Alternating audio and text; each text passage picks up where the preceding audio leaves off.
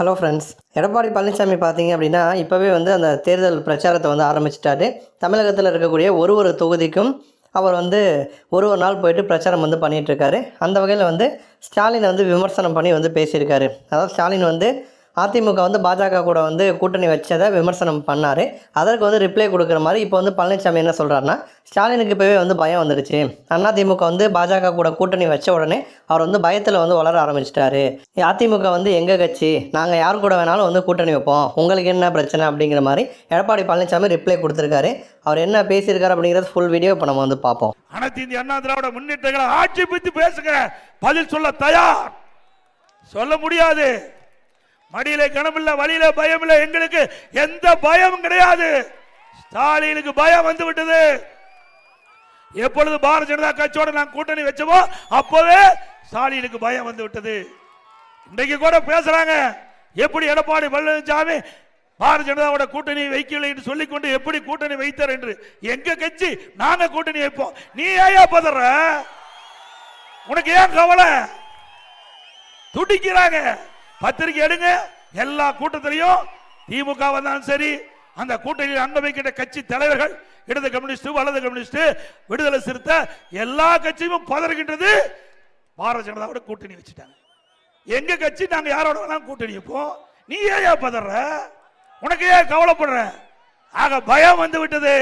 இன்றைக்கு திராவிட முன்னேற்ற கழகம், அனைத்து இந்திய அண்ணா திராவிட முன்னேற்ற கழகம் பாரதிய ஜனதாவோட கூட்டணி வைத்ததுமே இன்றைக்கு திரு ஸ்டாலின் அவர்களுக்கு பயம் வந்து விட்டது. அதனால்தான் துடிக்கிறார். எதை பேசுவது என்று தெரியாமல் பேசிக் கொண்டிருக்கிறார்கள் திரு ஸ்டாலினும் அவருடைய கூட்டணி கட்சி சேர்ந்த தலைவர்களும். திரு ஸ்டாலின் அவர்களே, அனைத்து இந்திய அண்ணா திராவிட முன்னேற்ற கழகம் பாரதிய ஜனதா கூட்டணி அடுத்த ஆண்டு நடைபெற்ற சட்டமன்ற பொதுத் தேர்தலில் பெரும்பான்மையான இடங்களில் வெற்றி பெற்று தனி பெரும்பான்மையோடு அதிமுக ஆட்சி அமைக்கும். என்னை எங்க பார்த்தாலும் பேசுறார்.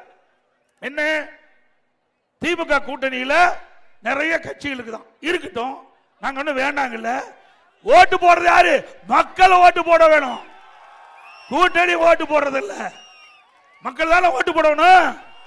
மக்கள் தான் நீதிபதி, நீங்க தான் நீதிபதி. ஆக மக்கள் யாரை விரும்புகிறார்களோ அவள்தான் ஆட்சிக்கு வர முடியும். அப்படி அனைத்து இந்திய அண்ணா திராவிட முன்னேற்ற கழகம் ஆட்சிக்கு வர வேண்டும் என்று மக்கள் விரும்புகிறார்கள். அதிமுக ஆட்சிக்கு வரும்.